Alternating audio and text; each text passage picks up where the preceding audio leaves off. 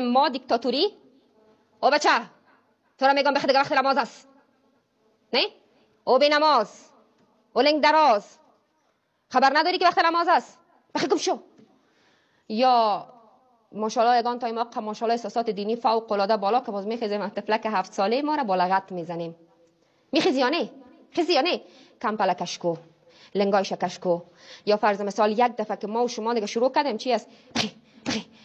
بخیزی نمیخیزی هلا نماز تو بس خبر هستی. طفل بیچاره ایران چیه بس مادر خدای نماز چی هست از برای خدا.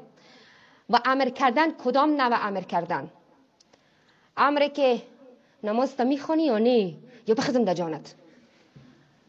حالا نماز تا بخوان که به خدا که آمدم چنان سیلی دمیرویت بزنم که یکی از ما بخور یکی از دیوار.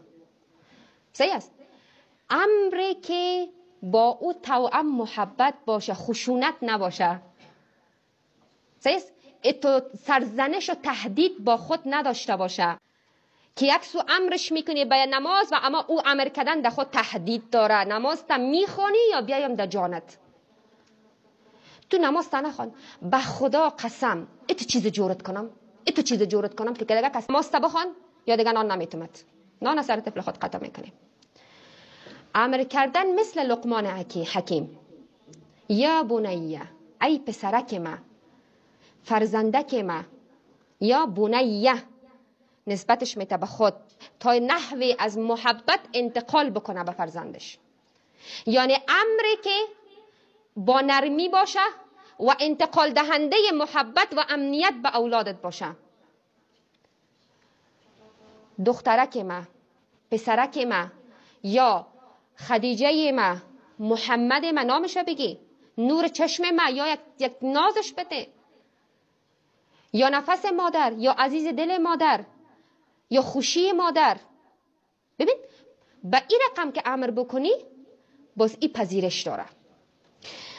ما هدف از امر کردن همیشه یادتان باشه که روش باید مد نظر گرفته شد چون هدف پذیرش مخاطب است.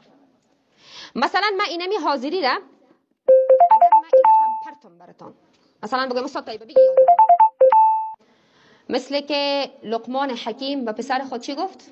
یا بنیه اقیم الصلاة.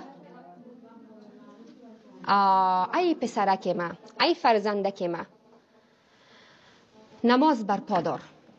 ای فرزند ما. نوعی از به احترامی به کرامت و شخصیت استاد طیبه هست. اما اگر من استاد طیبه صدا بکنم بگم طیبه جان بفرمایید می حاضری را بگیرید، طیبه اینجا پذیرش داره، نه تنها که میه به شوق و علاقه میه. با اینجا ما پذیرش میخوایم که اولاد ما، هدف ایست که اولاد ما نماز بپذیره. هدف ای هست که اولاد ما پذیرش داشته باشه، می گپ ما را قبول بکنه. خلاصه حالا اینجا اگر بگویم او بچه، او دختر، این پذیرش نداره. شاید بروی احترام بیایه اما این تا یک سن و سال است. یادتان باشه فقط که امی بچه 14 ساله شد. این چیزم من تجربتا یک جای من دعوت شده بودم، کسی من دعوت کرده بود اونجا. امی دوست ما بچه که 14 ساله خود امر کرد به نماز. او بچه هم دید که من هستم دیگه، حتما یک چیز خود گفتم، قد به قد استاد شد در مقابل مادر خود. الهی میتی گفت یا نه؟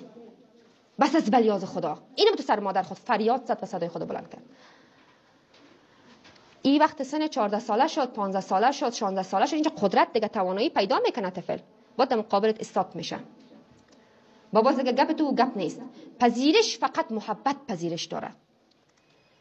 فقط کسی که از تو محبت و امنیت حاصل میکنه گپ تو اون وقت پذیرش داره. پس چی میکنیم؟ امر میکنیم، اما امری که دو چی باشه؟ محبت باشه. یا بنیه، هم محبت و هم امنیت به طفل ما چی بکنه؟ انتقال بکنه. خب آیت بعدی چی است؟ آرزوی هر پدر مادر داشتن اولاد صالح هست. صحیح است؟ کل ما و شما میخوایم. اما